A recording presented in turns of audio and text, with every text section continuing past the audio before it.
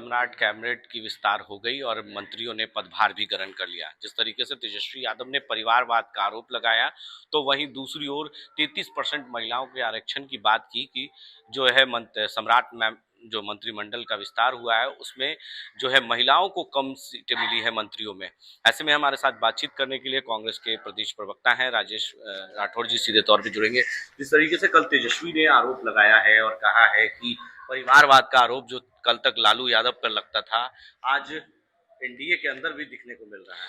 ये आरोप तेजस्वी यादव जी क्यों लगाएंगे? ये आरोप राजेश राठौर क्यों लगाएंगे? ये आरोप मीडिया क्यों नहीं लगाया, जो बार बार हम लोग से पूछा करता था परिवारवाद। चाहे कभी राहुल गांधी जी पे हो, प्रियंका गांधी जी पे हो, फिर तेजस्वी यादव अखिलेश यादव जी पे हो। इस मंत्रिमंडल में 1 दर्जन से अधिक मंत्री परिवारवाद से हैं। किन की चर्चा करेंगे? हम आप जीतन मांझी जी के बेटा की बात करेंगे, या नीतीश कुमार जी के कुपोषित बच्चे की बात करेंगे, या जगन्नाथ मिश्रा जी के बेटे की बात करेंगे, या श्रेयसी सिंह की बात करेंगे? किन की बात आप करते हैं? रामा निषाद जी की बात करेंगे? किन की बात करूं? 1 दर्जन से ऊपर है।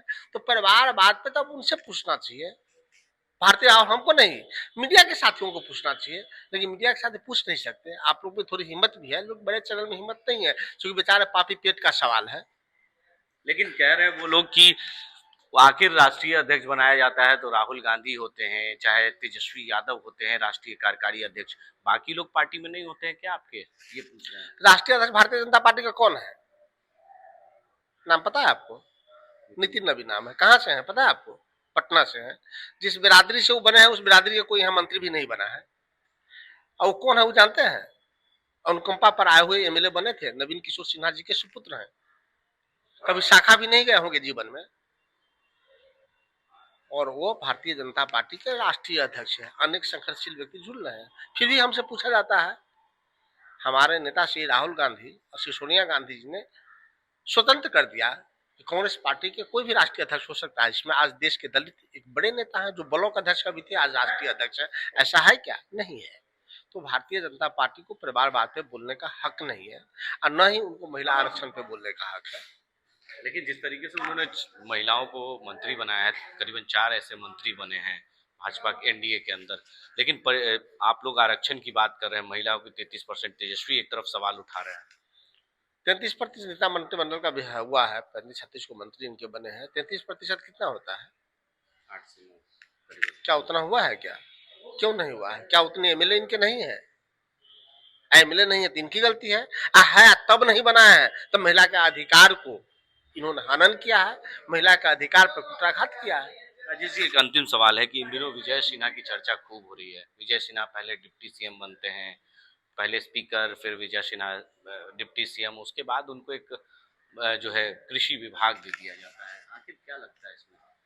कहीं ना कहीं भाजपा के अंदर ही दो गुट है। मैंने पहले भी कहा था कि एक अन्य मार्ग में एक अन्य मार्ग माफियाओं से चलता है। माफिया ने जकड़ रखा है, एक अन्य मार्ग को दीमक पकड़ रखा है। एक अन्य मार्ग से सीएम तो निकल गए, लेकिन एक अन्य मार्ग दीमक नहीं निकला।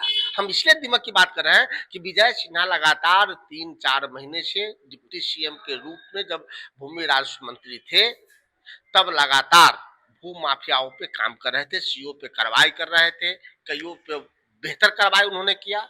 और मैं बहुत पहले लगातार मीडिया को कह रहा था कि विजय सिन्हा अब राजस्व मंत्री नहीं रहेंगे।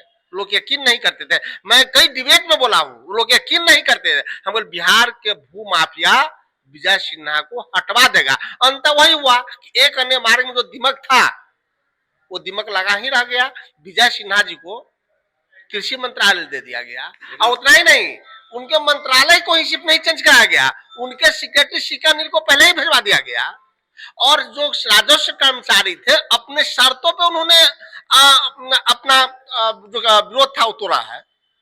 जो वो खिलाफ पे थे, उनके शर्तों पे उनके हड़ताल को तोड़वाया गया है। तो जिस राज्य में भू माफिया मंत्रिमंडल का गठन करवाता हो, उस राज्य में क्या होगा? हाँ, इस बात को मानते हैं कि नीतीश कुमार एक अन्य मार्ग से निकल गए हैं, और नाम भी बदल दिया और अब सम्राट चौधरी अभी तक घुसे नहीं है, लेकिन दीमक उसमें लगा हुआ है। सम्राट चौधरी से आग्रह करेंगे कि पहले एक अन्य मार्ग को ठीक से झाड़ू पोछा करके गंगा जल से धुलवा के और दीमक को हटवा के प्रवेश करे, अन्यथा जो दीमक 20 साल से खा रहा था बिहार को, जो दीमक 20 साल से बिहार को चूस रहा था, वो दीमक आने वाले समय भी चूसेगा अगर दीमक को नहीं हटाया गया तो देखिए हमारे साथ राजेश राठौर थे, उन्होंने साफ तौर पे कहा कि एक अन्य मार्ग में झाड़ू पोछा बढ़िया से लगवा ले, नहीं तो भू माफिया, जमीन और जिस तरीके से शराब माफिया, बालू माफिया, ये सब जो कहीं ना कहीं दीमक की तरह उसको खा जाएगा। पटना से संजय कुमार, राष्ट्र टीवी के लिए।